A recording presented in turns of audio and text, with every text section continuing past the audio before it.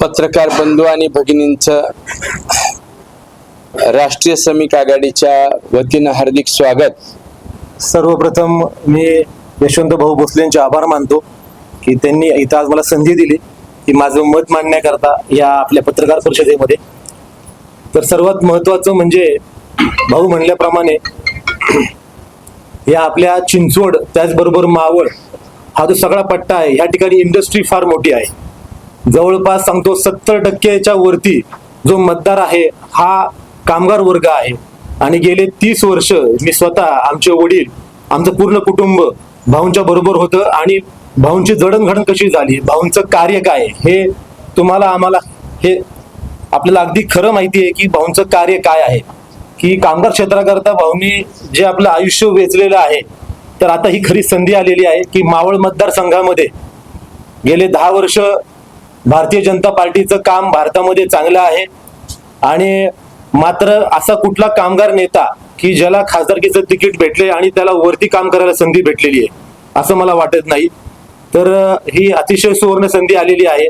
आणि भारतीय जनता पार्टीचे जे काही सर्व नेते मंडळी आहे ज्यांच्या हातामध्ये हे उमेदवारी देण्याचं आहे, तर मी त्यांना असे आवाहन करतो की आमची चाकण MIDC त्याचबरोबर भोसरी चिंचवड MIDC या सर्वांचं मागणं असं आहे की या वेळेला यशवंत भाऊ भोसले यांना तिकीट देऊन यांनी दाखवून द्यावं की भारतीय जनता पार्टी फक्त उद्योजकांच्या पाठीशी नाहीये, श्रीमंत लोकांच्या पाठीशी नाहीये, तर ती कामगार वर्गाच्या, की जो सर्वात मोठा टक्का कामगार वर्गाचा आहे, त्या पाठीशी देखील आहे। जेणेकरून ह्याचा परिणाम मतदानामध्ये होईल आणि जास्तीत जास्त संख्येने भारतीय जनता पार्टीचे खासदार निवडून येऊन पुन्हा एकदा तिसऱ्यांदा सत्ता येऊ शकेल। धन्यवाद।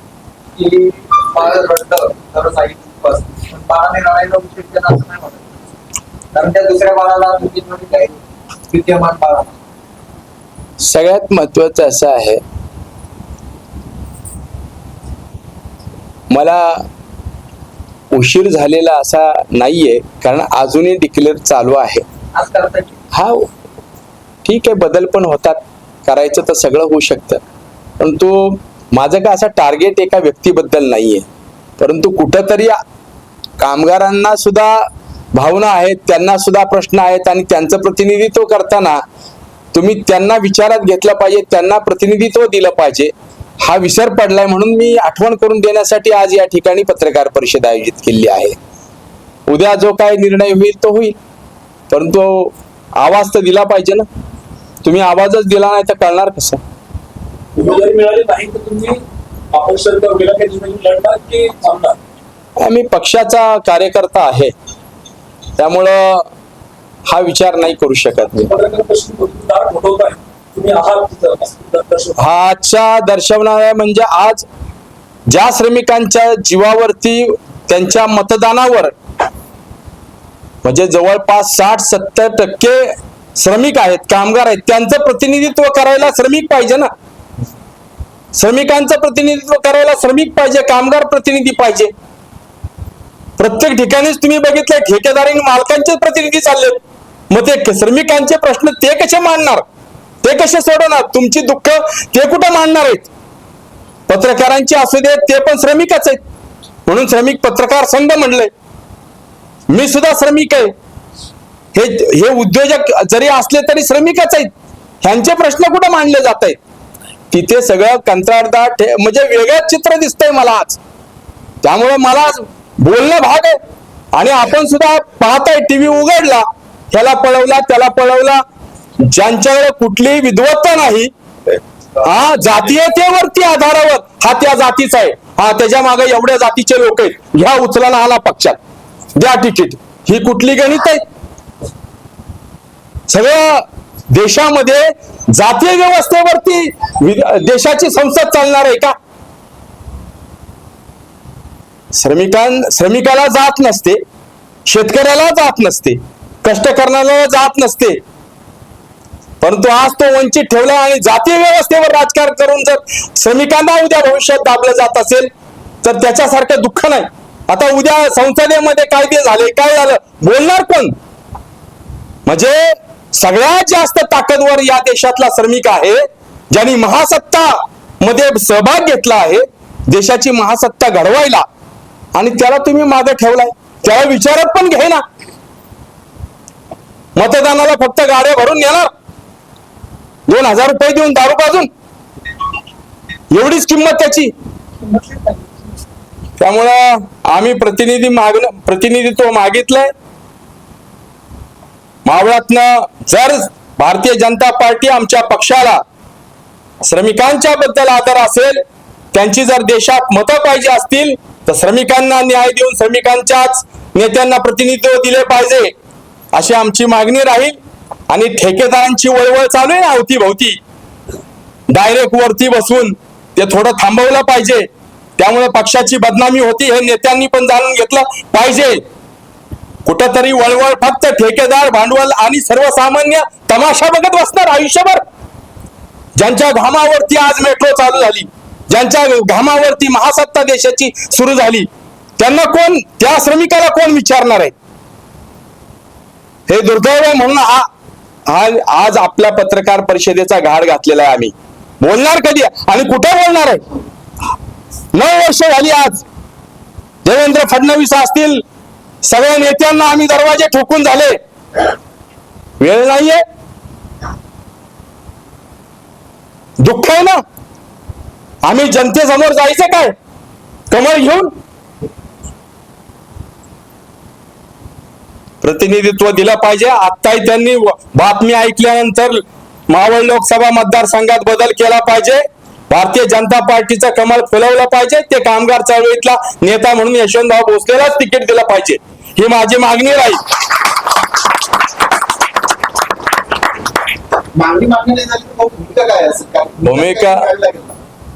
भूमिका महाराष्ट्रातला कामगार हा सज्ञ आहे,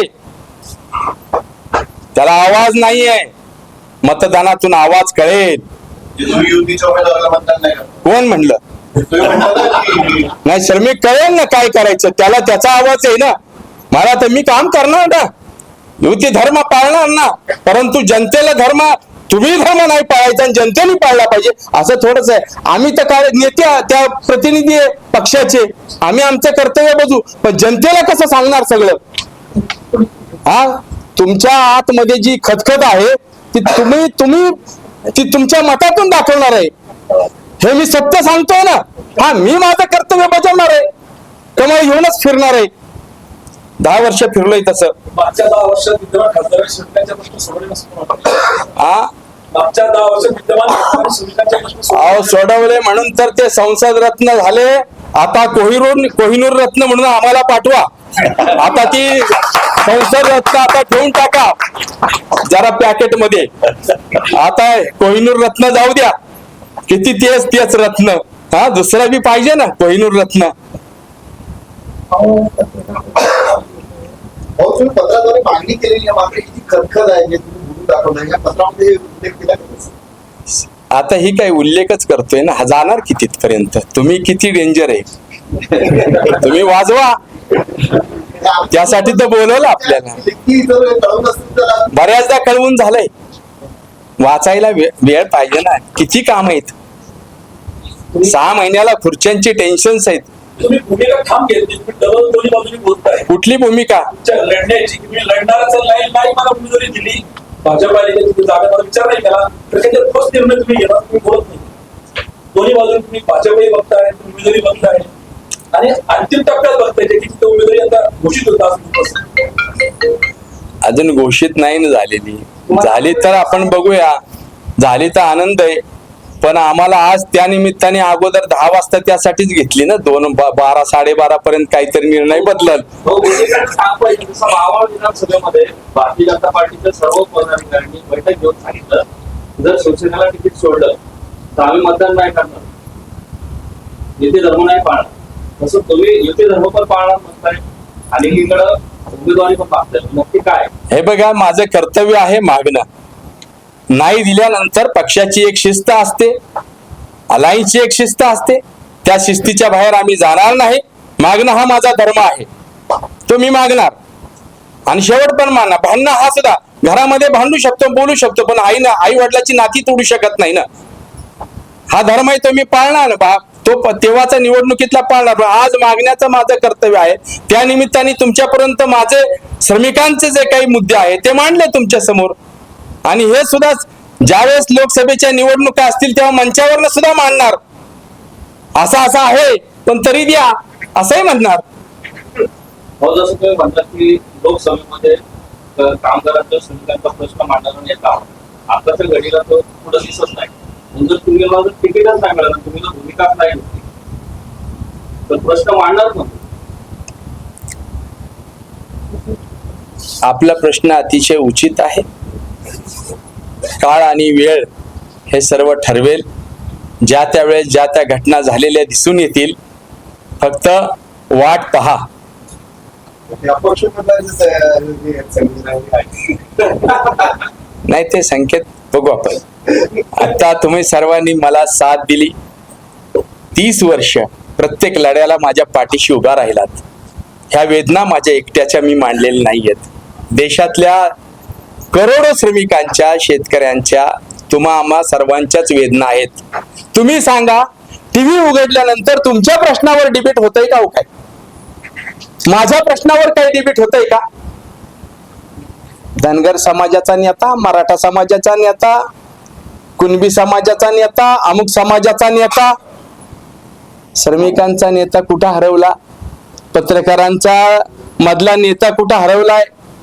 शेतकऱ्यांचा नेता. जे कायदे केले कामगार संदर्भातले, त्या कोणत्या कायद्याला तुम्ही विरोध केला? उपोषण केलं नाही 17 दिवस. त्यामुळे तर भारतामध्ये कायदे लागून दिले नाहीत. भांडवलदारांचा खूप दबाव होता केंद्र सरकारवर. 17 दिवस प्राणांतिक उपोषण केलं साहेब. अजूनही महाराष्ट्रामध्ये नवे देशात कायदे लागू केलेले नाही श्रमिकांच्या विरोधातले. हे आम्ही केलेल्या आंदोलनाला आलेलं यश आहे, लक्षात ठेवा. पाणी पण नाही घेतलं शेवटी. अनेक पत्रकार साक्षीला आहेत त्याला. अजून काय प्रश्न विचारायचे? हो, मावळ सोडून जर तुम्ही काय तर व्यक्तिगत लढणार. भारतीय जनता पार्टीनं मला देशात, भारतात कुठे उभं करावं. मी कुठूनही श्रमिकांचा नेता म्हणून निवडून येऊन दाखवू शकतो.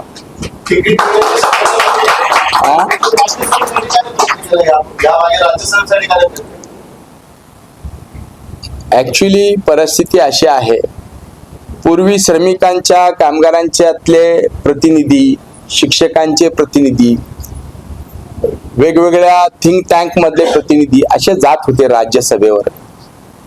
आता ते संपलेलं आहे. आता आपण बघितलं असेल, जर आपण राज्यसभेवरचे प्रतिनिधी पाहिले, यादी पाहिली, तर त्यांचे उद्योग लक्षात येतील. आणि ते मी करू शकत नाही. त्यामुळे मला ते मिळणार नाही. आणि मिळालं तर त्या पक्षाला मी दंडवत घालीन आणि जोरदार श्रमिकांचा आवाज आतमध्ये उचलेन.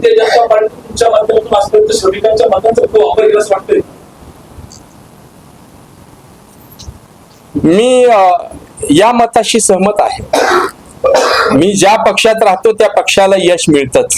कारण श्रमिकांचा विश्वास आमच्यावर आहे आणि आम्ही पक्षावरती विश्वास ठेवून राहतो की आज न उद्या हे श्रमिकांचं हित करतील म्हणून. त्यामुळे मी जिथं उभा राहतो तिथं यश मिळतच.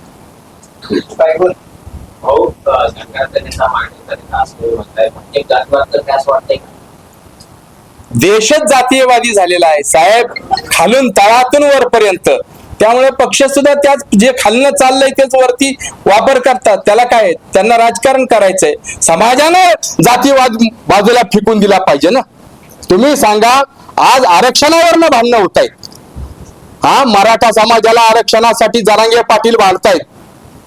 सगळे कंत्राटी पद्धतीवर नोकऱ्या गेल्या. नोकऱ्यांसाठीच आरक्षण मागताय ना. 90% शासनामध्ये, खाजगी कंपन्यांमध्ये, कंत्राटीमध्ये नोकऱ्या गेल्या. कुणाला फसवताय तुम्ही? जाती व्यवस्थेमधले सगळे पुढारीच आपल्या समाजाला फसवतायत असा माझा दावा आहे. नोकऱ्याच नाहीयेत, कंत्राटीमध्ये गेल्या, रिझर्वेशनच संपलेत. त्यासाठी लढा. धनगर समाज असेल, ओबीसी समाज असेल, रामदास आठवले असतील, आंबेडकर साहेब असतील, जानकर साहेब असतील, जरांगे पाटील असतील, यांनी आपल्या समाजाची आरक्षण नोकऱ्या कंत्राटीमध्ये गेल्या. विशेष कंत्राटदार कोण आहेत माहितीये का? यांचेच नेते आहेत, जे मसल पॉवरचे आहेत, ज्या त्या जाती व्यवस्थेतले मसल पॉवरचे नेते ठेकेदार झाले. कुणी कुणाला बोलायचं. त्यामुळे नोकऱ्याच नाहीत तर हे रिझर्वेशन कुणासाठी? बाबासाहेबांनी संविधानामध्ये जे रिझर्वेशन दिलं ते रिझर्वेशन राहिलंय का? फक्त फसवणूक. आणि तुम्ही आम्ही सुद्धा तीच फसवणूक करून घेत आहोत. हे सगळं जाती व्यवस्थेवरती पेटवून द्यायचा समाज आणि पोळी भाजायची. अशी आज नॉमिनल ट्राईब झाला, SC झाल्या, NT झाले, OBC झाले, ओपन झाले, सगळ्यांचे आरक्षण संपलीत. आणि हे आज नाही झालेलं. गेली 25 वर्षात 1974-70 साली जो कायदा आला, कंत्राटी ॲबोलिशन अँड रेग्युलेशन ऍक्ट, तिथून सुरुवात झाली. ते आजपर्यंत तेच चालू आहे. आरक्षण संपलंय मग समान नागरिक कायदा आता लागू करावा असं वाटतंय. समान नागरिक कायद्याकडेच पाऊलवाट चालू आहे. पुढचं पंचवार्षिक भारतीय जनता पार्टी आली सत्य तर मला वाटतंय समान नागरिक कायदाच करतील. आणि आता तीच गरज आहे. बाद झाले लार सगळे आता सगळ्या नाही, कारण काहीच नाही. आरक्षणाच्या नावाखाली जाते व्यवस्था पेटवून द्यायच्या आणि मतं घ्यायची आणि राजकारण करायचं. त्या समाजाला फायदा होत नसेल तर समान नागरिक कायदा असू दे ना. मोदी निवडून आले तर निवडणुका होतील का? मोदी परत निवडून आले तर देशात निवडणुका होतील का? मोदीच येणार आणि कोण येणार आहे?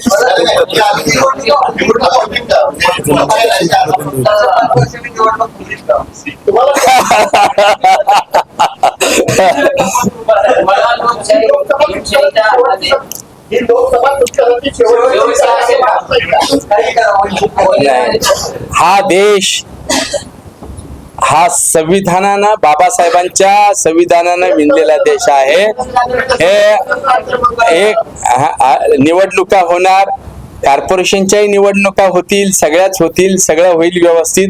असं काही नाही, हे तात्पुरतं आहे. सगळं होणार.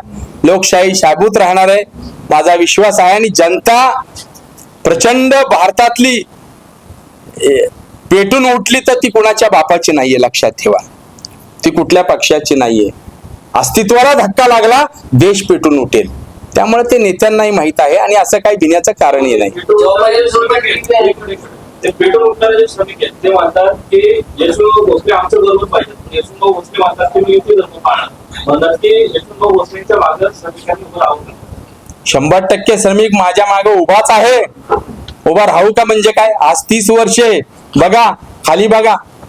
आपण दोघे हे आज माझ्या बरोबर पनवेलला चला, उद्या पनवेलला मेळावा आहे, खोपोलीला आहे, हा तळेगावला आहे.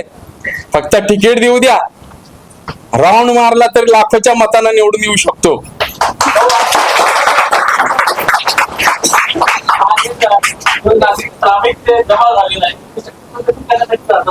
नाही नाही, त्यांना कळलं लोकसभेला बाबा बरं झालं भाऊ खासदार होत तर आपले प्रश्न मिटतील.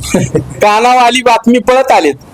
अहो हे तर अजून राज्यात कळलं तर सगळं म्हणजे खऱ्या अर्थानं भारतीय जनता पार्टीला मला उमेदवारी दिली तर राज्यात मतं मागायची गरज नाही. धो पाऊस पडेल श्रमिकांचा, एकतरी बादशाह चाललाय आमच्यावर म्हणून. भाऊ प्रश्न असा आहे, जे आपला शहर आहे त्यामध्ये कामगार आहेत आणि कामगारांच्या आपण प्रति करतात. उद्या जर भाजपने तुम्हाला तिकीट दिलं, तुम्ही संशोधन केले तर आज कामगारांची जी परिस्थिती आहे 300 रुपये 8 तासाला आणि 12 तास काम केले तर 400 रुपये, 12,000 रुपये 12 तास काम करून मिळतात. याच्यावर आता गेली 10 वर्ष झालं आता बीजेपीची वर्ष आणि खाली दोन्हीकडे सत्ता, याच्यावर आव्हान उठवलेला दिसत नाहीये. पण तुम्ही जर खासदार झाला तर वरून हा कायदा आणला का 8 तासासाठी कमीत कमी त्यांना 500 रुपये मिळावं, कारण भाडे करून जास्त लोकसंख्या आपली इथे आहे आणि घराला भाडं 12,000 आहे, पेमेंट तुमचे 12,000, कसं काय ते बांधणार? तर त्यांचा पेमेंट कमीत कमी 1,000 रुपयापर्यंत तुम्ही घेऊन जाणार काय कसं करणार? आता 8 तासाला किमान वेतनच साहेब तेवढं आहेच, 15,000 किमान वेतन आहे. ठेकेदार मधला ठेकेदार जो आहे तो देत नाही, तो जो दिला नाही जात त्याच्यावरती फौजदारी गुन्हा दाखल करावा आणि त्याला अटक करावी, ही कायद्यामध्ये तरतूद आहे. परंतु ते आता फोर्सफुली फौजदारी पोलीस स्टेशनला गुन्हा दाखल झाला पाहिजे.